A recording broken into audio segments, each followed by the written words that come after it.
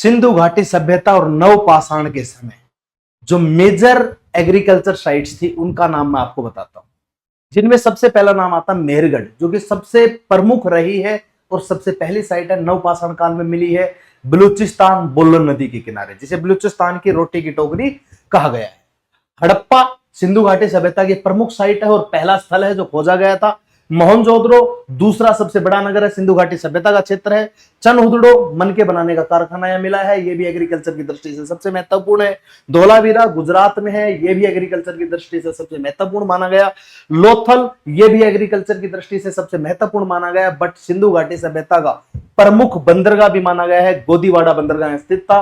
रंगपुर क्षेत्र यह भी सबसे महत्वपूर्ण एग्रीकल्चर साइट मानी गई है। सुरकोटड़ा ये भी सिंधु घाटी सभ्यता की सबसे महत्वपूर्ण एग्रीकल्चर साइट मानी गई। एक साइट कालीबंगन, जहां से जुते हुए खेत के साक्ष्य मिले हैं। इसमें मेहरगढ़ नवपाषाण की है, बाकी सारी की सारी साइट सिंधु घाटी सभ्यता से संबंधित है।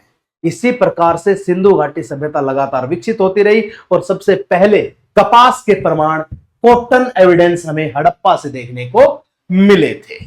ये एग्रीकल्चर साइट्स जो कि आज भी हिस्ट्री में सबसे फेमस हैं और लगातार पूछी जाती है।